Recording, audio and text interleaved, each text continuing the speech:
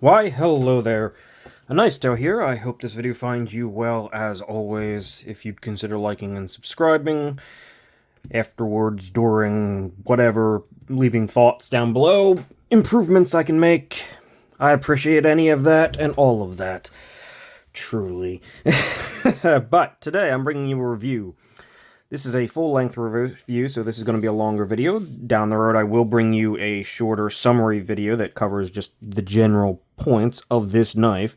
But today we're going to be here for a little while, so if you want to stick around for that, I greatly appreciate it. If not, hopefully I can see you in the summary for that. It'll come probably in a week or two, because I'll still be covering the main hallmarks here. What are we looking at? We're looking at the Yawn Knives GTC collab made by Riot Cabbot. I believe GTC does a nearly one-for-one custom version of this. So, I mean, it's a Yawn Knives in the sense that he's partnered with Yawn and Riot, who makes a lot of Yawn knives, to bring this thing, but I think this is pretty much based off of a full-on GTC custom. It's not a particularly large knife. Let us get into specs right now so we can start talking about this thing once we're done. Blade length. You are just over 3 inches, barely. Basically 7 inches on the dot. So this is basically 3, 4, 7 total. The ratios aren't bad, but it's not a particularly large knife. We'll let us make our comparisons so I can show you just how small of a knife it actually is. To our resident small knife comparison, the CVV Elementum, a pretty budget staple at this point. And the full-size comparison to the CVV Conspirator. As you can see, this thing is actually slightly shorter than the Elementum. It doesn't look it on here, but for me, the Elementum's just a hair longer. In fact, based on the angles, it almost looks like the Cabbot's slightly longer. It's not. The Elementum actually finishes here, while the Cabbot finishes back here, which is, believe it or not, slightly smaller than the Elementum. And I don't typically like going smaller than the Elementum. And well, I'm going to be talking about that. I'm not in love with the size of this knife.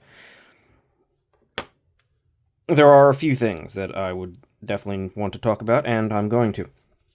As you can see, the primary grip length is pretty darn short. It's also pretty prescriptive, which is something else that's going to be coming up quite a bit later, but it is pretty short. However, there is a forward choil here, even if it kind of looks weird, and like it might not, or it might put you into the edge of the blade. It actually does work. I'll show that off in a minute, but basically you have 2 AA batteries just barely of grip length on this thing. One area where this thing is not quite so small is height. As you can see, it kind of eats the CVV Elementum, even if the Elementum is slightly longer when closed. It's a pretty tall one. In fact, let's just compare it to a PM2 here for the actual height. And yeah, no, it's still not as tall as a PM2 though. let's just be straight. PM2 is still, oh, of course you can't see that because I'm putting it up to the back end there. But even at its highest, it's not quite PM2 height. So it's a chunky little thing, and that is showcased in the actual thickness, being thicker than the Conspirator here. Decently thicker than the Conspirator by the looks of it. Let us check with the calipers now that that is all done. Something. Actual thickness of this knife, 541 thousandths. So it's over half an inch. It is a bit thicker than the Conspirator.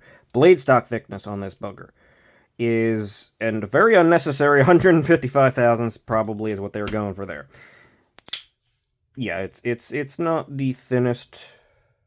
They might have actually been going for 157 or even 160,000, somewhere in that territory. 158. All right, Behind the edge, I'm going to have to do it twice because there are two very different grinds on this thing. Behind the edge in the back, you're at 17 thousandths behind the edge. Behind the edge in the front, which is a compound, and this is, I believe, a hollow ground, you're down here at 14 thousandths behind the edge. Yes, I kind of wish it was just all 14 thousandths behind the edge, but, okay. Again, we'll talk about the grind. We're still in specs, and I keep referencing the future, so 4.17 ounces. It is not super lightweight. It is not an ounce an inch, but, I mean, you can kind of see it is a chunky little bugger. It's got full titanium backspacer, full titanium liners. Even though it looks like it should be light with the carbon fiber, it's also got a big piece of crystal tie for, like, kind of a bolster. So, yeah, it's not the lightest thing in the world. I mean, it's not heavy. It's about 4 ounces, which is not unreasonable whatsoever, but it's not as small as you might think. And now, hardware oh, crap. Well, I guess I can hardware check this thing. The scales are held on with T8s, and my guess is that underneath there, let's see where they probably are if we can see from underneath. You can't see at all. I'm guessing there's one right sitting here and one right sitting, yeah, you can see the post kind of connecting through there and there. Let's check what exactly it is under there, because I'm not 100% sure. My guess is it's T6. As much as I love Riot and, well, frankly, most companies, whenever they do a screw underneath a scale, they have a tendency to do T6s. And nobody wants that. I am completely and utterly wrong. This thing is T8 construction. Okay, that's good. That's progress. That is not normally how it is. However, they undo the entire thing and all that nice little progress that they've done by putting GTC custom pivots that are, I guess, flathead. Probably. Small flathead, by the way. Yeah. So they went out of their way to do that, and then they sort of undid it with the custom pivots, because you can't adjust these things with torque. So T8 and small flathead, or maybe like a dime or like a penny or something like that, would probably crank it just fine. But, yeah. I would prefer just to see T8s. In fact, who was it? I know Wii's done 2 collabs with GTC, and I actually want to see get in the most recent one. The Collinear, I believe, is GTC. But ZT also did. I just did the review of it. It was the ZT05. ZT numbers, whatever. They had the GTC custom pivot on one side and then a Torx on the other side. That works much better, but yeah, it is what it is. I don't honestly want to mess with this, to be completely honest with you, and I can't tell you whether or not it's captive or not. Riot has been doing more captives, and considering this is T8s underneath there, and I don't know. I just feel like it might be captive. If they didn't, they really, really made that harder than it needs to be, and that would be really, really unwise of them. So let's give them the benefit of the doubt and say that's probably a captive pivot under there. All right. Yeah, that is the end of the spec section, so wash that away. It only took me 9 minutes. Yeah, okay, so sure. The Yon Knives GTC Cabbot. Let's take a quick look at what we're actually looking at here. We're looking at S90V blade steel. It says right there. Of course, the GTC and the Yon Knives logo are on there. Yeah, I don't typically love big logos, and I mean, that's a pretty big logo, but for some reason, the GTC logo never bothered me. Or doesn't bother me, just it looks, I don't know, clean for some reason.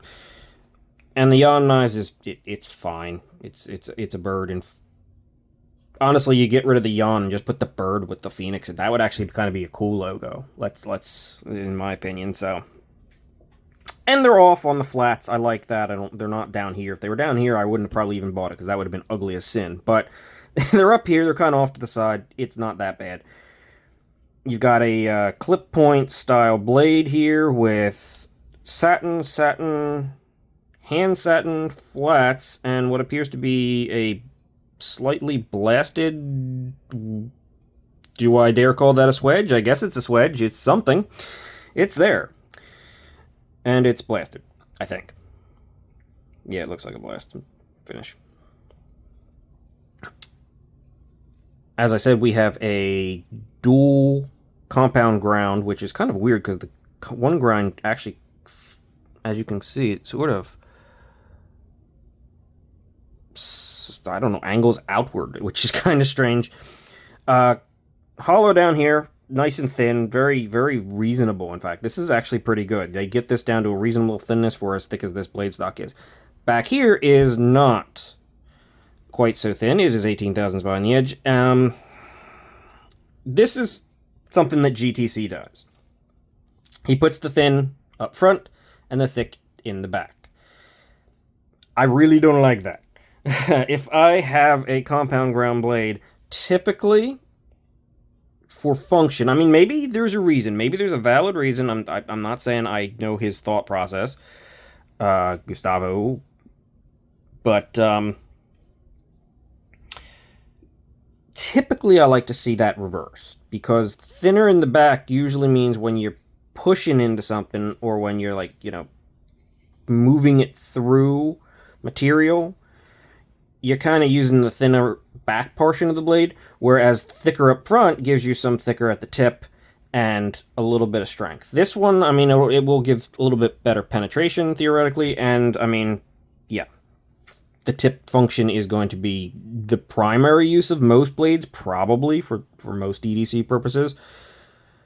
So, I mean, it is thinner there. Take what you will, do what you will with that. Honestly, aside from the fact that these compound grinds, again, are a hallmark staple of GTC, I would definitely like just to see the whole thing maybe just straight up hollow in the right along there. Perfectly fine. Even if it's slightly different thickness hollows, just thin it out a little bit, and it would be fine even if you left it thinner up front. Is what it is. It's not really that big of a deal, and it still functions pretty well. It does have a decent edge on it. It came with a pretty darn good edge. The sharpening choil and plunge grind is not, I mean, not good. The edge basically contacts the plunge. Not preferable, but the stop pin is internally mounted to the blade right up in there, so you can enlarge this just a little bit, and it won't take much. Just grab that little bit, and you won't deal with a. And you'll also increase the size of the. I'm spitting. Increase the size of the actual finger choil here, which you don't need to do, but hey, if you have big fingers, maybe you do. One thing I do think that is a very nice touch here is this jimping. No, it is not the most functional jimping in existence, but this is very reminiscent of custom knife maker jimping. This sort of small diamond kind of thing. It looks really good. It's a nice little touch to a very distinct blade. I mean, you got different kind of angles and different finishes, and yeah, there's a lot going on just in the blade. And it's pretty kind of it's very interesting. The knife is on bearings, by the way. It is extremely smooth. It's not really drop shut knife. It's got like a pretty heavy detent bar, but it's very smooth and very, very consistent. The next thing, there are many interesting things about this knife, is the GTC. I don't know if it's patented, but this is his SLT flipper, I believe it's called. Spring-loaded tab flipper. It's got a spring in there that keeps it down, but you can basically pull it up here, and it's got a little bit of jimping on there to give you a nice grip. And basically, when you pull it up here, yes, it goes, like, you know, below the pivot. Normally you want up here, higher than the pivot for as much possible tension and leverage. However, because the way this one works, as you pull back, not only are you're increasing the amount of force that you have to pull as you're pulling against a spring, but when it gets that far away, it provides a lot of leverage, and the knife fires like an absolute rocket. It feels almost assisted, like there is basically no way to fail this thing whatsoever. As again, this is GTC all the way. He does this tab on 90% of his prize, probably. I'm not sure. I think there might be a few. There's that one big one he does. I can't think of the name right now. That I don't think uses this flip tab, but I don't know too many others that are lacking it from him. It makes for an extremely low profile tab. I mean, not that it matters. You could probably have a tab sticking up on this one. It wouldn't really do anything because you have room to hide it. But it makes for a low profile tab in the open position, though this one does cant up just a tiny bit, as you can kind of see. But great access, great leverage, great action. It is a very good design. Much in the way of the Lee Williams hidden flipper tab, or that sort of folds away once the knife is open. It's just a nice innovation that is usually executed in a way that really benefits just the knife in general, and it's something I like seeing. Jeez. Whew. Stuttering, stumbling, whatever. What the hell happened to that? Alright, moving on from there. We've got, again, what kind of looks like a custom-ish backspacer that's kind of like a jigsaw puzzle piece. Full titanium backspacer. Very nice looking. Very attractive. Definitely a nice addition to this thing. Full titanium liners. Underneath, they are, by the looks of it, blackwashed. Everything's under there is blackwashed. I don't know what finish is on the hardware. Maybe a PVD, maybe a DLC. I mean, it is Riyadh. I wouldn't put it past them DLCing the hardware, but it does look like the actual liners here are hit with a blackwash, which I know a lot of people don't like blackwashes, but when it's done as just a part of the design, as it's not like everything's blackwashed, I like it sometimes, personally.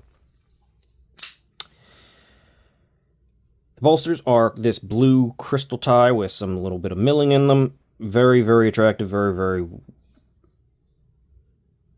very well done, very well fit and finished. I mean, it's Riyadh. Let's be honest. Super, super, not just chamfer, but softened, rounded, beautiful, beautiful execution. I mean, everything here is, the carbon fiber is rounded and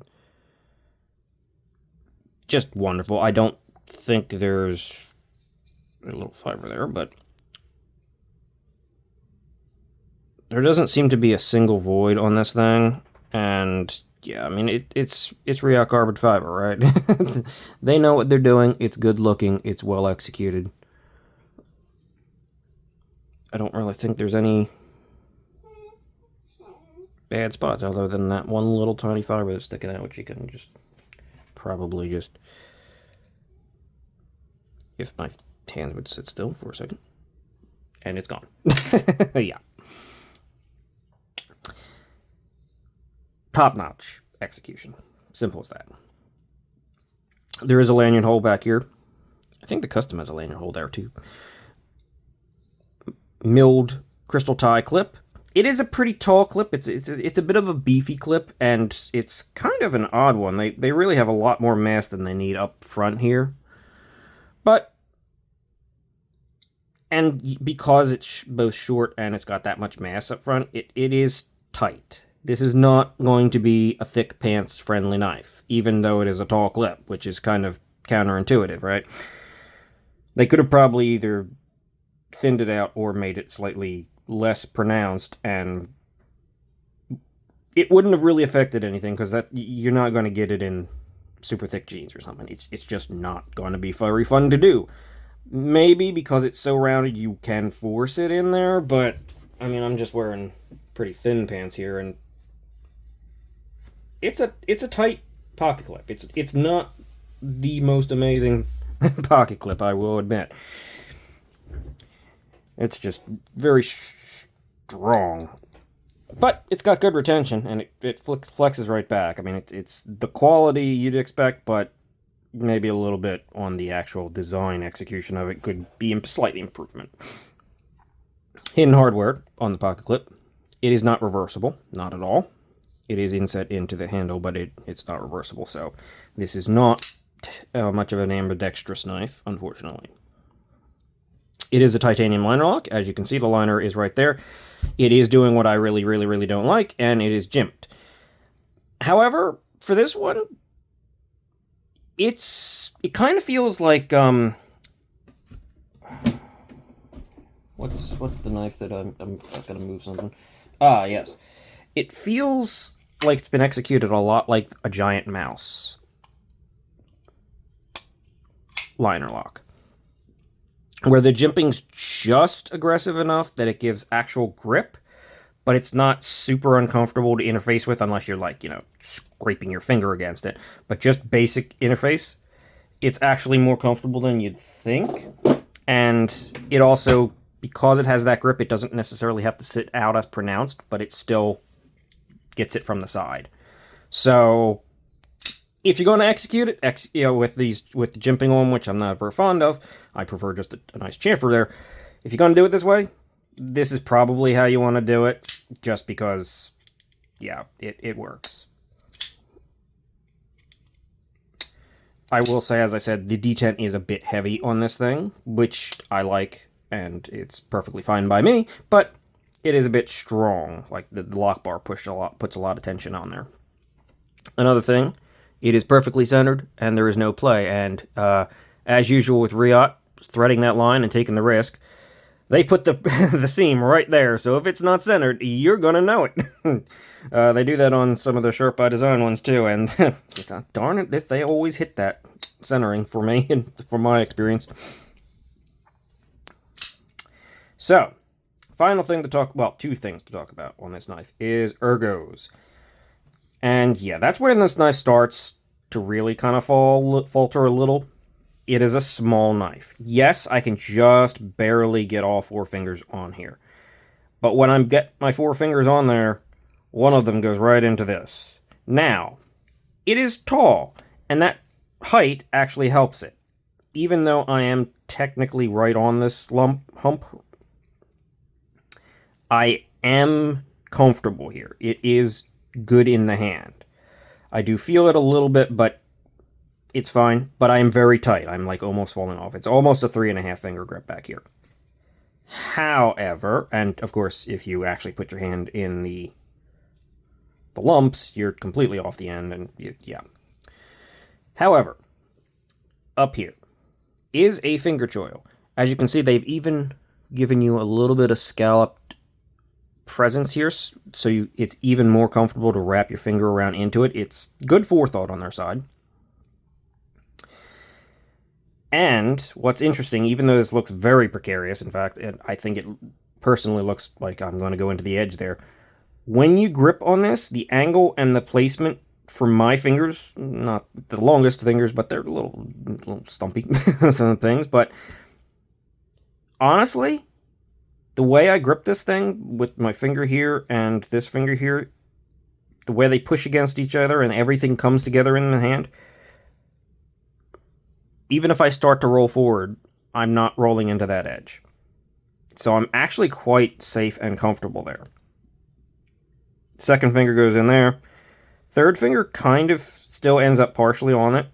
And then the pinky, again, partially kind of on the lump. So, however, of course, it's extremely comfortable.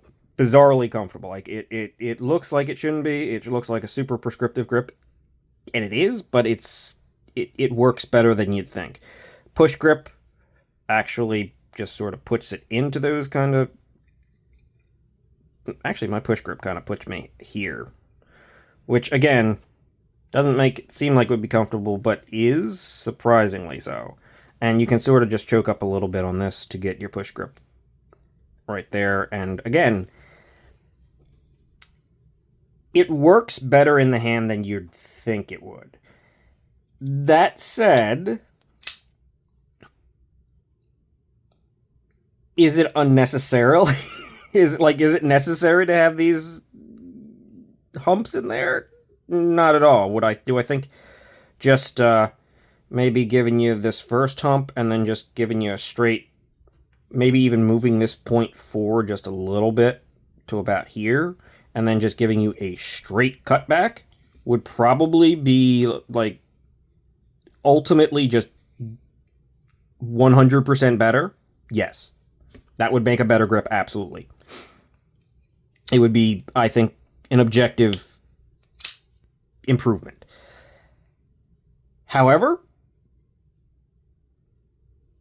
part of the GTC aesthetic, I guess. It is what it is. It's still surprisingly good and surprisingly comfortable, and again, I really don't feel like I'm going to end up into that edge. And I guess you'll probably be using the knife a lot like this, too, so you got a lot of sort of positioning kind of things that you can do with the grip here, so it works better than you'd think. No complaints there, which is...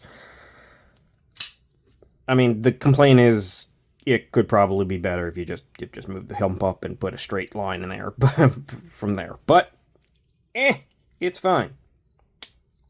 So, it's not a bad thing. Also not a bad thing is the price on this knife. These are around $350. I think... I don't know if there's any in stock anywhere. Maybe I'll try to find some, but there might be more coming. I don't know. I believe this was $350. I've seen them from $350 to like $375. They're usually somewhere in that territory in this configuration. I think they might be a little bit lower if you don't get the crystal tie. I think there are ones that don't have the crystal tie, and they have a slightly different carbon fiber, or maybe it's micarta, I don't know.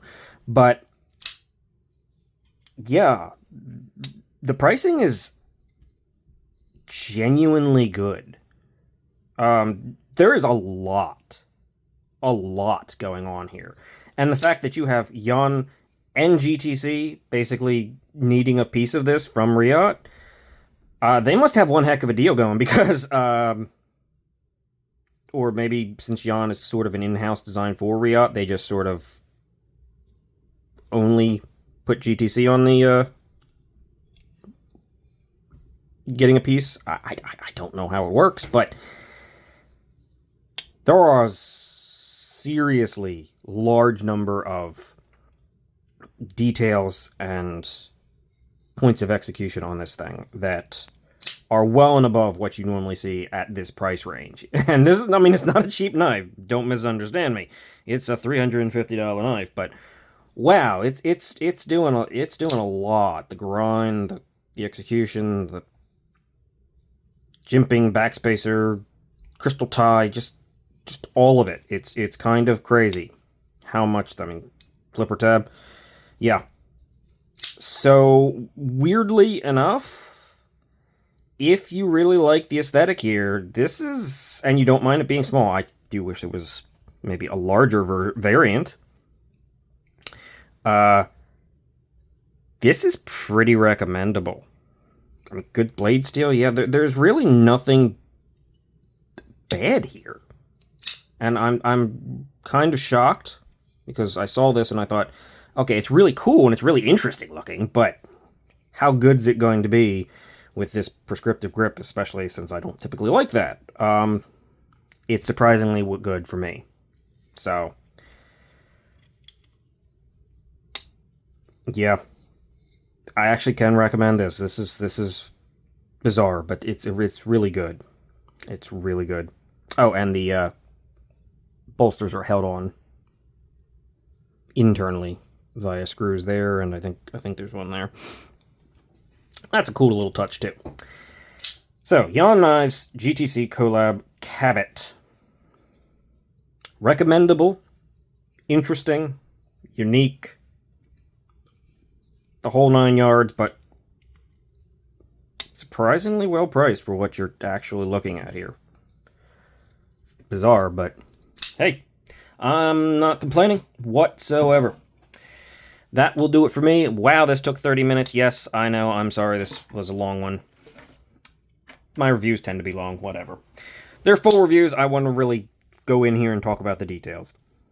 Again, if you made it this far and you're angry about that, I'm sorry, but there will be a summary coming if you, want to see more of this knife. If you were not sick of it already, but sure. I'm going to finish things up here, say thank you very, very much for watching, and see you in the next one. Have a great day. And hopefully you found this a cool knife. I do. See you.